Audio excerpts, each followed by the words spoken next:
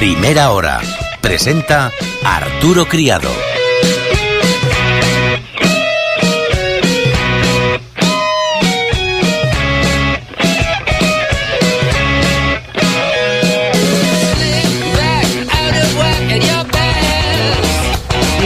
Minutos pasan de las 10 de la mañana, de las 9 en Canarias. Uno de los objetivos que se ha marcado el Gobierno con la nueva ley de emprendedores es facilitar el acceso a la financiación alternativa a la bancaria. Para ello, y de cara a que las pymes puedan tener acceso a inversores institucionales y privados, se dispone a lanzar el mercado alternativo de renta fija, con el que espera solventar en parte el problema de acceso al crédito que existe ahora mismo en nuestro país.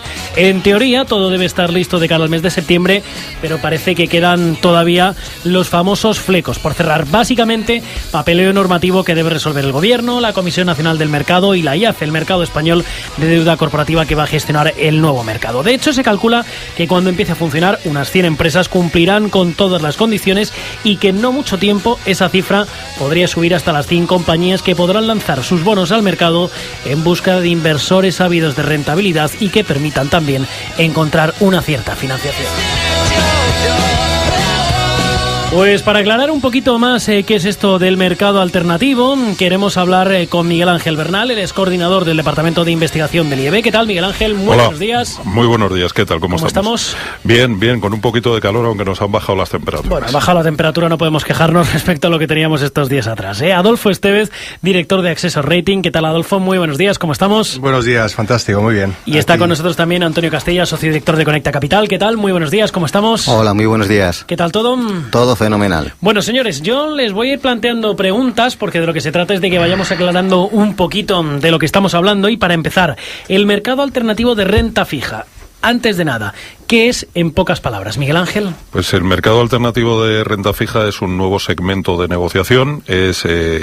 Cuando digo parecido, quiero quitar la salvedad de que no es el mercado alternativo bursátil, sino de lo que se trata es precisamente de que las empresas que hasta el momento en España estaban consiguiendo financiación a través de los bancos se lancen al mercado de capitales, algo que además nos ha dicho Bruselas, algo que países como Alemania, como Francia, como Inglaterra, como Estados Unidos lo llevan desarrollando y que además es muy muy bueno para los inversores, aunque todavía no está, ahora yo supongo que Adolfo ampliará muchísimo más, etcétera, pero todavía no está demasiado pensado para que una persona vaya precisamente a tomar posiciones, sino que es más para instituciones. Ahora entraremos en eso, vamos a ver ahora quiénes son los potenciales inversores a los que nos vamos a poder dirigir, pero yo no sé si este mercado alternativo de renta fija realmente está pensado, como nos decía ahora mismo Miguel Ángel, para encontrar esa financiación alternativa y si realmente va a servir para cambiar ese modelo de financiación que tienen hasta ahora nuestras empresas, basado fundamentalmente en el crédito bancario, en la financiación bancaria. Recordemos que aproximadamente el 70% depende de los bancos y el 30% depende de otros mecanismos. Efectivamente. Vamos a ver, en España...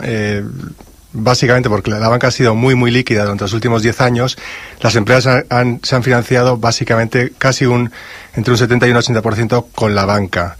¿Qué está cambiando? Pues por un lado la gran crisis ha hecho que la banca tenga por un lado que asumir pérdidas en un entorno en que Basilea cada vez está exigiendo más capital.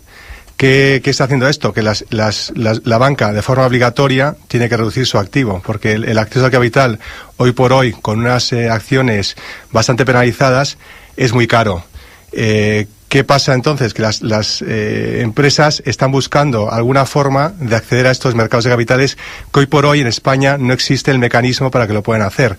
El MARF lo que está intentando es dar ese mecanismo a las empresas para que una empresa mediana que es solvente y que tiene proyectos pueda acceder a este mercado de una forma eficiente con pocas trabas, rápido y digamos a unos costes razonables. Y en este sentido, pues el Gobierno ha puesto en marcha una serie de medidas que podemos entrar luego en detalle para que estas empresas puedan financiarse en los mercados de una forma competitiva.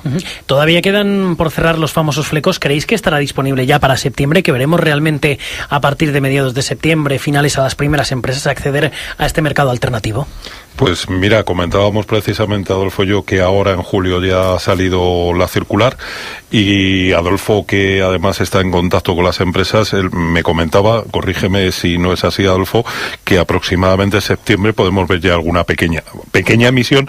Cuando digo pequeña emisión, que salga ya de principio es un gran paso. Sí, no, desde luego, eso es lo que te iba a decir. Digo, será pequeña, pero hombre, si ya de primeras tenemos ya alguna emisión, yo creo que ya es un éxito. Efectivamente. Primero hay que congratular al Ministerio de Economía y a IAF, porque efectivamente nos comentaron hace tiempo que en julio iban a sacar la circular, y justo el 18 de julio, el viernes, salió la circular que detalla cuáles son los requisitos para salir al MARF, con lo cual las empresas ya pueden estar en contacto pues con asesores registrados y con la banca, etcétera, de cara a poder salir.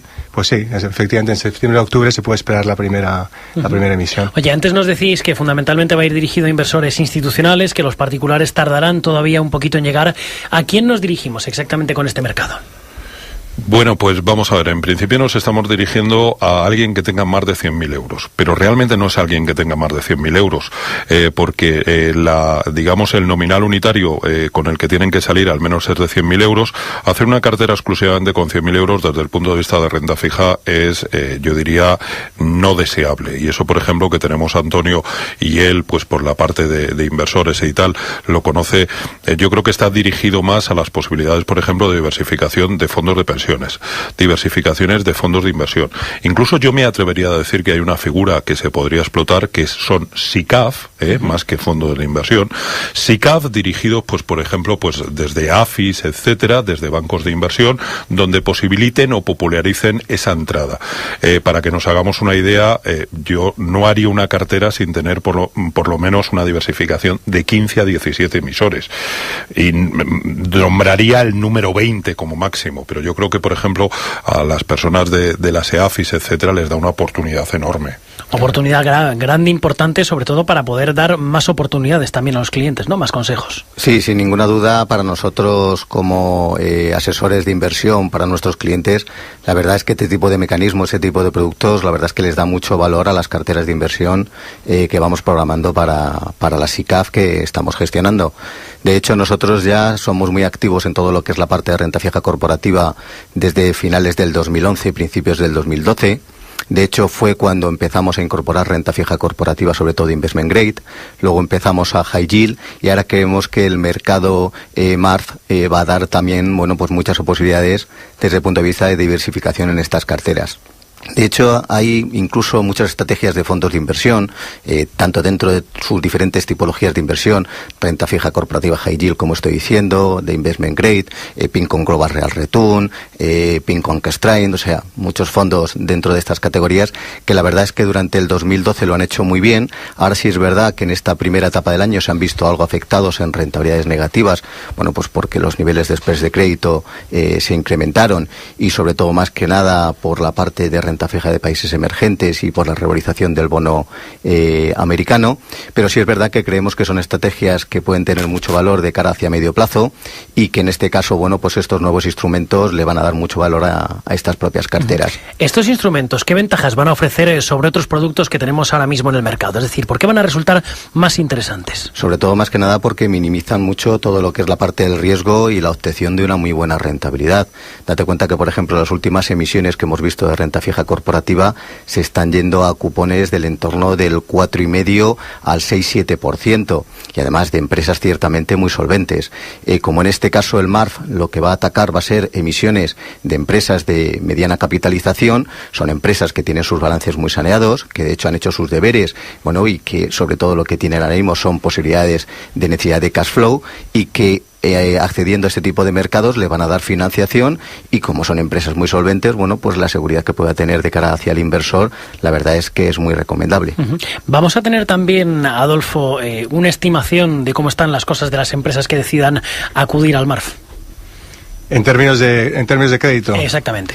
Pues la verdad es que las empresas con las que nosotros hemos hecho un estudio que identificamos, hay unas 100 empresas en España ahora mismo que están en situación de salir al MARF ya, o sea, por capitalización, por EBITDA, por factores de riesgo, etcétera, que pensamos que efectivamente van a salir. Y estamos hablando de ratings a partir de B, rating B, que es un rating muy razonable, o sea, son pérdidas estimadas por debajo del 3%, lo cual desde el punto de vista del inversor es interesante. También para matizar, desde el punto de vista de la demanda del inversor, matizar que estos van a ser emisiones en torno a 20, 30, 50, 60 millones, que generalmente van a ser relativamente ilíquidas, lo cual también desde el punto de vista de yield ofrecen una alternativa de financiación muy interesante para aquel inversor que sea orientado a buy and hold, o sea, comprar para mantener en balance, ¿no? Sobre todo de cara a las aseguradoras, ¿no? Que las reservas técnicas pues generalmente las invierten a medio plazo en ese tipo de inversiones. Siempre pensado para un porcentaje, incluso para fondos, menor de la cartera, ¿no? Para poder retener ese tipo de liquidez.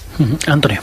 Este es otro de los valores que nosotros también consideramos como un valor muy positivo, sobre todo más que nada porque cuando nosotros incorporamos emisiones de renta fija corporativa a nuestras carteras, siempre intentamos hacerlo no desde un punto de vista especulativo a nivel de su cotización en mercado, sino desde un punto de vista sobre todo de seguridad e intentando llegar siempre al vencimiento. ¿Por qué? Porque sabemos que al vencimiento tienes el 100% de la inversión garantizada y a ti lo que más te interesa en este caso son esos ingresos recurrentes que te van pagando los cupones.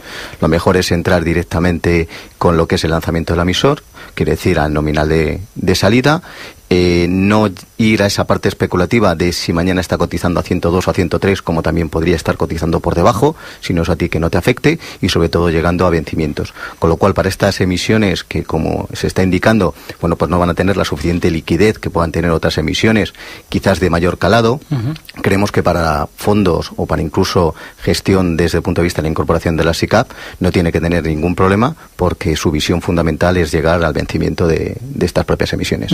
Oye, nos estabais diciendo, más o menos unas 100 empresas cumplen ya con los requisitos, con las condiciones para poder salir al MARF. ¿Y cuáles son esos requisitos que se les van a pedir a las distintas compañías? Pues básicamente, hombre, no hay ningún requisito cerrado, aunque es verdad que el asesor registrado va a tener un papel de efectivamente comunicar al mercado que bajo su opinión la empresa está en condiciones para salir. Pero estamos hablando siempre de empresas con pues ventas mínimas de en torno a 50 millones, con EBITDAs en torno a pues 10, 15 millones, porque siempre estamos pensando en que el ratio de deuda neta fija dividido en EBITDA no debe exceder 4 después de la emisión. Entonces estamos hablando de emisiones de 30, 40 millones, pues requieren unos EBITDAs de en torno a 10 millones. Pero bueno, nosotros pensamos que las primeras empresas en salir van a ser empresas grandes, conocidas, solamente emisiones de mayor tamaño, pues por encima de 50 millones, y que en la medida que se vaya consolidando el mercado podrán acceder empresas con un menor riesgo, o un mayor, digamos, riesgo crediticio y emisiones menores, ¿no? ¿Cuánto tiempo puede tardar en consolidarse este mercado? Porque tenemos, por ejemplo, la experiencia del mercado alternativo, el MAP, en donde, hombre, todavía no hemos terminado de consolidarlo y ya hay quien dice que no ha sido todo lo que debiera haber sido. Bueno, vamos a ver. MAP y MARF son dos mercados totalmente diferentes. MAP, por ejemplo, vive de cotizaciones y vive de dividendos. El MARF vive exclusivamente de cupones y que no haya default. Y en eso, por ejemplo, ahí vamos a contar con las casas de rating, con Accessor, por ejemplo, que la tengo aquí al lado. Y hay que decir una cosa clara, porque en estos momentos cuando alguien habla de una agencia de rating, todo el mundo parece que te mira mal. La diferencia, por ejemplo, de Accessor, a lo mejor, y no es hacer publicidad ni cosas así, sino cuando tú tienes una casa de rating en el país, no es lo mismo que un proceso donde alguien desde fuera, desde el otro extremo del planeta. Es que no quería decir desde Londres, porque luego se ceban conmigo. Desde el otro extremo del planeta. Dejémoslo así y ya todo el mundo sabe de quién estamos hablando. Efectivamente. Entonces, sí que hay un seguimiento, eso en primer lugar. Entonces, yo voy a tener el cobro de los cupones y además tengo un vencimiento. Como decía muy bien Antonio, y a mí se me ocurre, por la parte mía de esta del IEB y todo el tema de renta fija mía y cosas así, que van a haber muchas sorpresas, porque de golpe y porrazo me voy a encontrar con señores que se les está ofreciendo, por ejemplo, un fondo garantizado de renta fija al 3,5%, 2,5%, y resulta que con una pequeña estructura en el MARF se van a popularizar a lo mejor al 6,5%, ¿de acuerdo? Y eso sí que es muy importante. ¿Cuándo, que tú me comentabas? Pues yo calculo que en unos 2 años si la cosa va bien, podemos tener un mercado bastante potente. Y casi, me explico por qué. Dentro de año y medio, 2 años, va a haber vencimientos importantes de empresas. Y los bancos, lo decía muy bien Adolfo, Basilea III es una espada que está encima de la cabeza. Entonces, en la medida que estas primeras emisiones funcionen bien, el MARF puede ser un mercado realmente potente, ¿eh? O sea, es un traje a la medida de las pequeñas empresas, como nos decía el otro día Manuel Mendivil, de Grupo Arcano. Sí, es un traje muy a la medida para las empresas, y date cuenta que además la empresa española está muy financiada a través de los bancos, que nuevamente volvemos a ello. Es que se tiene que exteriorizar esa financiación que ha habido hacia el momento, y es más, la apuesta por parte del Ministerio y por la Bolsa es enorme, ¿eh? Para ilustrar un poco lo que comenta Miguel Ángel, la empresa con la que hablamos típica, pues es una empresa que tiene una financiación que vence igual en 1 o 2 años, que cuando en el momento inicial de financiarse lo hizo con 15 o 20 bancos, de los cuales por la desaparición de muchas cajas han desaparecido, otros se han fusionado, bancos privados, y la banca extranjera generalmente ha ido saliendo del país. Entonces, ¿qué pasa? Ven que en 2 años vence este préstamo y se preguntan cuáles van a ser las condiciones para refinanciar este préstamo. Obviamente van a ser mucho más altas, pero no saben cuánto más altas. Entonces, el MARF realmente presenta una alternativa de financiación, no solo para protegerse contra una negociación con la banca, pero también desde un punto de vista de diversificación, ¿no? Que todo director financiero tiene que diversificar sus fuentes de financiación para que cuando haya ventanas de liquidez como la que existe actualmente en el mercado de bonos, puedan aprovechar esas ventanas y financiarse de una forma más eficiente. No obstante, las empresas, y aquí en España muchas veces tenemos que empezar a coger la concienciación de el valor añadido que tienen todas las empresas y lo bien gestionadas que están, porque muchas veces el inversor, incluso institucional, internacional, se cree mejor la solvencia de nuestras empresas que nosotros mismos desde aquí. Y esto yo creo que es algo también que tenemos que ir haciendo nuestras propias reflexiones del por qué no creemos, en este caso, en la que es la marca España, en nuestras propias empresas, y por qué no les damos el valor que realmente estas empresas tienen y la expansión incluso internacional que pueden tener y su reforzamiento en todo este sentido.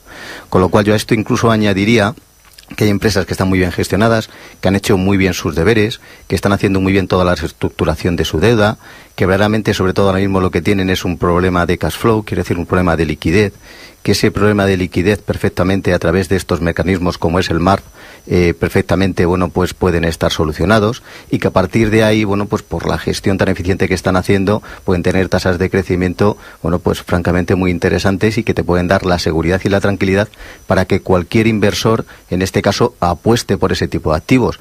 Además, date cuenta que la rentabilidad que probablemente van a ofrecer, pues vamos a estar hablando de rentabilidades por encima del 4,5, 5,5, incluso 6%. Son rentabilidades que en este caso ahora mismo hay muy poquitos activos a nivel de riesgo-rentabilidad que te puedan estar ofreciendo, con lo cual verdaderamente va a abrir ahí un abanico muy importante de inversión, sobre todo a través de institucionales que también pues lo creo que lo van a coger en mayor medida, y a partir de ahí pues vamos a ver que va a ser un mercado muy bien regulado, porque la CNMV lo está haciendo francamente muy bien en todos los sentidos, y que va a tener mucho potencial de crecimiento. ¿Creéis que van a estar cómodas las empresas con este cambio de mentalidad al que se van a tener que ver sometidas de aquí a 2-3 años? Más que cómodas, se van a ver en la obligación, que es diferente. A la fuerza ahorcan. Sí, pero al final yo creo que para ellas mismas va a ser una mayor libertad, es decir, tener posibilidades de en determinadas financiaciones acudir al leasing, tener financiaciones que cuando son importantes, tener un mercado como MARF, tener un mercado como el mercado alternativo bursátil, tener un mercado simplemente de préstamos bancarios, etcétera, lo que abre muchísimo las posibilidades. Ojalá hubiera estado este mercado, porque a lo mejor las estrecheces eran muchísimo menores de las que en este momento tenemos. Nuestro problema es que estábamos condenados a pasar, como yo digo, por el tubo bancario. Sí, era sí o sí pasas por el aro de los bancos, o sea, no tenías sí otra o sí, oportunidad. Porque al final el leasing, entre comillas, también, entre comillas, viene a ser pasar por el tubo. Y ahora, sin embargo, no. De lo que comenta Antonio, es que con un cupón del 6%, hace mucho daño en determinadas empresas de dividendos, rentabilidad por dividendos del 6. Sin ninguna duda que va a hacer mucho daño, sobre todo más que nada porque estás asumiendo más riesgo y de esta manera asumes menos riesgo y con las mismas rentabilidades.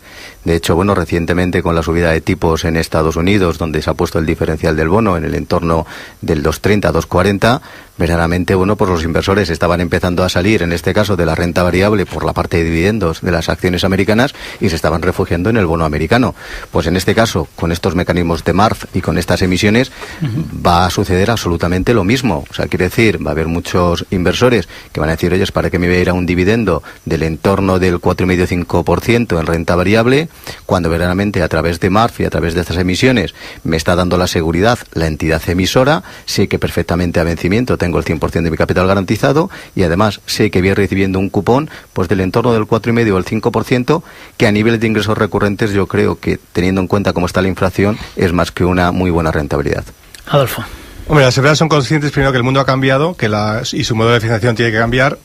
Y lo bueno que tiene el MARF es que al estar orientado a un inversor institucional, los requisitos de información y de recursos que tiene que invertir la empresa para emitir son relativamente sencillos. O sea, no tienen que contratar un banco de inversión internacional, no tienen que desarrollar un folleto que tiene que ser aprobado por la CNMV. O sea, son emisiones que no van a tener que ser aprobadas por la CNMV, que van a ir directamente a la IAF. Es digamos, equivalente a un private placement americano, o sea, lo cual quiere decir que la comunicación es mucho más sencilla. De hecho, aquí tengo algunos datos, por ejemplo, información requerida sobre el emisor, acreditación de la existencia de la empresa, estatutos vigentes, cuentas anuales auditadas sin salvedades de los últimos 2 años y el análisis de rating por parte de la agencia de rating. O sea, que es una documentación muchísimo más sencilla de lo que ha sido hasta ahora. Y por otro lado, el papel del asesor registrado, que permite a esa empresa tener una relación con los inversores que la va a permitir, en la medida que haga su trabajo bien y haya transparencia de información hacia ellos, que cuando venzca este préstamo inicial o bono inicial, que igual es de 2 o 3 años, pueden refinanciarse a plazos más largos. Pues señores, un auténtico placer charlar con ustedes, Miguel Ángel Bernal, Adolfo Estevez, Antonio Castilla. Muchas gracias por aportarnos un poquito de luz sobre este tema, y estoy seguro que a la vuelta del verano en septiembre volveremos a vernos, volveremos a hablar, porque creo que vamos a tener que comentar muchas cosas sobre este tema. Muchísimas gracias, de verdad. Gracias a vosotros. Muchísimas gracias. 10:37, 9:37 en Canarias.